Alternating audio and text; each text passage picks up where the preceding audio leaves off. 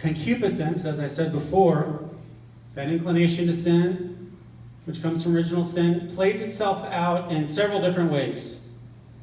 There's concupiscence of the flesh, which is grasping at bodily pleasure for our own satisfaction. There's concupiscence of the eyes, grasping at created things to make ourselves, feel more status or feel like we're more important than, we are. There's the pride of life, grasping at like being God, power, money, status. Think about social media. Social media feeds this ego, I see this all the time, like among millennials and teenagers. There's people that get on these videos. I want to be famous. Help me go viral. I want to be well known among the Twitterverse or whatever. And it's all about getting their entire identity wrapped up in how many followers they have or how many likes they have. So they're grasping at that praise, and they're grasping at that love and that connectedness rather than turning to their Creator for it and receiving it from Him. That self-worth. They're trying to get it on their own through social media rather than from God. So all of those things we grasp at in different ways. Every sin is grasping for our own rather than receiving them as a gift. And God promises us very clearly in the Bible that if we trust in Him, we will always be taken care of. Look at the sparrows, in the fields. They always have enough food. Look at the flowers. They always have exactly what they need, the nourishment to grow and become beautiful. And does not God love us more than that? There's nothing to worry about. We will always have everything we need if we trust in God.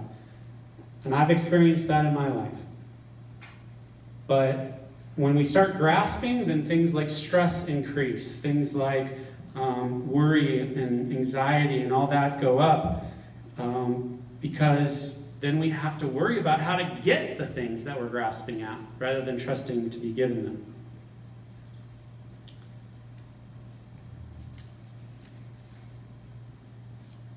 Now, quote 21, just so you know, the first Protestant reformers taught that original sin had radically perverted man and destroyed his freedom. And in this view, the tendency to sin, which is concupiscence, would be insurmountable. So I point this out to you to let you know that there are still those out there who don't believe this, that concupiscence can be overcome through the redemption of Christ. There's sort of this message of sin management that the best we can hope for is to kind of just stumble through life, doing the best we can with the tools that we have, pray, go to church, be a good person, but we can never go deep enough to overcome this evil of concupiscence in our lives, and we can never be purified and free from it. And I've read articles and posts, people denouncing John Paul II, A Theology of the Body, denouncing Christopher West, and that's basically their belief, that concupiscence can never be overcome, that there's just no way. And so if you ever see that, here's what I have to say. They are doubting the very power of God. They're doubting the power of God to work in the heart and to redeem us from sin.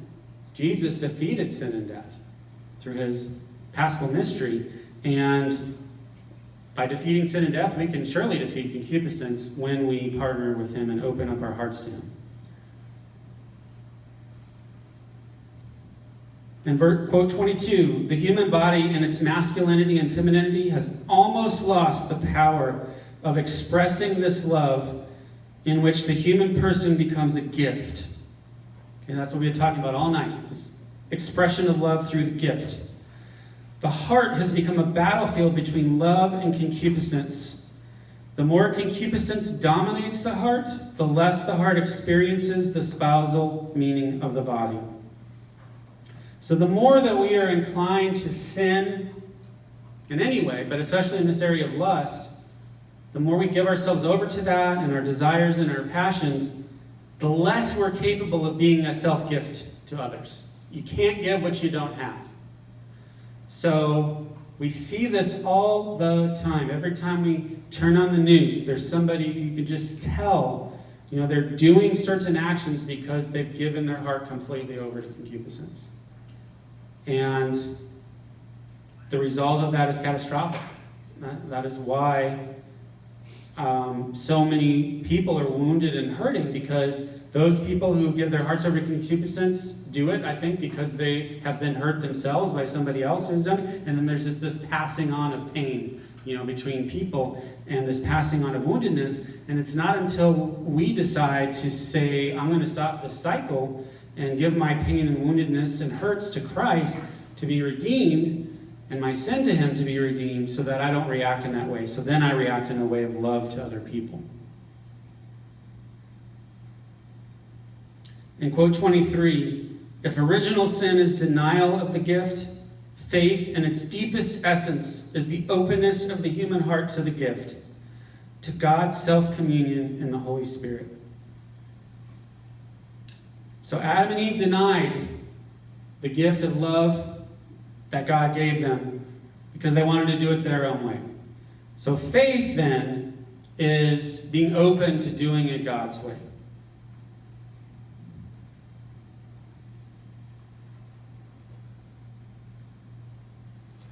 So we're created for infinity, but as finites, we can't access it alone. We're totally dependent on the infinite God to grant us the gift himself. Now, do you believe he will? I'm going to actually ask you, do you believe he will grant us this gift? Yes. Did everybody say yes? Yes. Okay. Some people are still unsure. They don't want to answer my question. Faith leads to receptivity before God, and lack of faith leads to grasping. So if you have faith, then your position before God should be this. This should be your position before God if you have faith. I am open to receiving you, Lord. But when we doubt God, then we go out and get busy and get it for ourselves. And it all comes down to trusting God. Do you trust in God? Do you really? I think about this for a second. I'm going to give you a second to really think about this for serious here. Because a few years ago, if you were to ask me that question, do you really trust in God? And I were honestly answer that, in some areas of my life, the answer would be no. I was not honestly trusting in God. I was trying to do it on my own. So, do you really trust in God in every area of your life? Let me give you a moment to think about that. Have you really surrendered every part of your life to God? And trust that he is going to bring you through any situation you're in? Or do you struggle with pride, lust, any of the 7 deadly sins, to the point where you believe you have to do it yourself? That God might not be there for you in the way that you need, or the time that you need, or whatever. You've got to take care of it. Because God promises us he'll take care of it. It might not be the way we want him to take care of it, but he will take care of it. Because if we don't trust God and receive that gift of love from him, then we can't give that gift of love to others. We're going to be inhibited from that.